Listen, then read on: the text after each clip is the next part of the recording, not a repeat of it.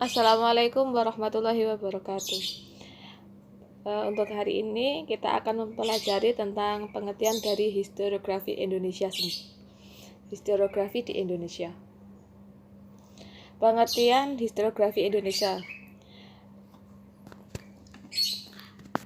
Historiografi merupakan gabungan dari dua kata, yaitu histori atau historio yang memiliki arti sejarah, dan dari kata grafi yang berarti penulisan atau deskripsi. Historiografi merupakan penulisan sejarah.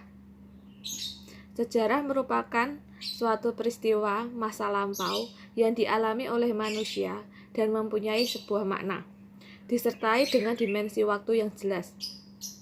Sasaran dari sejarah adalah sebuah peristiwa yang terjadi atas tindakan yang disengaja oleh manusia di masa lampau, sehingga dalam melakukan penulisan sejarah disertai dengan waktu kejadian dan dibagi dengan periode atau masa yang jelas.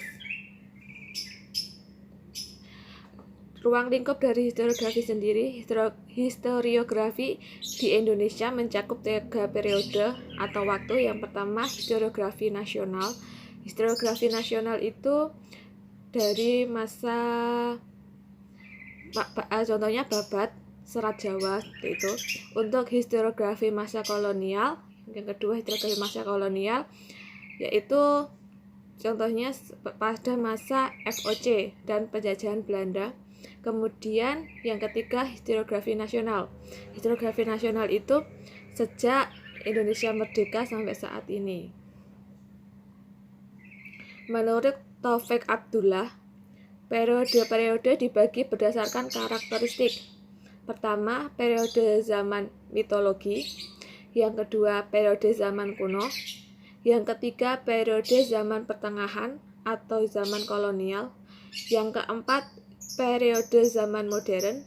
Yang kelima, periode zaman kontemporer. Historiografi Indonesia. Historiografi di Indonesia akan mengalami dinamika atau perubahan karena dalam setiap zaman atau periode akan muncul beragam tulisan sejarah, terutama tentang masyarakat Indonesia. Setiap zaman akan muncul dan akan menuliskan sejarahnya sendiri. Dampak dari historiografi di penulisan itu sejarawan semakin menyempurnakan metode dan teori untuk merekonstruksi sejarah lebih lanjut. Untuk kualitas dari historiografi sendiri, dengan metode yang telah disempurnakan dari masa ke masa, sehingga akan muncul tulisan yang bermutu dan akademis. Untuk itu, kita sebagai sejarawan, calon sejarawan atau sejarawan, kita harus melakukan penulisan sejarah sesuai dengan metode dan teori yang sudah ada, yang sudah disempurnakan, sehingga akan muncul sejarah yang objektif, tidak yang subjektif, tidak memihak salah satu pihak. Jadi kita harus objektif dengan fakta-fakta yang ada. Terima kasih. Demikian pengertian tentang historiografi di Indonesia. Wassalamualaikum warahmatullahi wabarakatuh.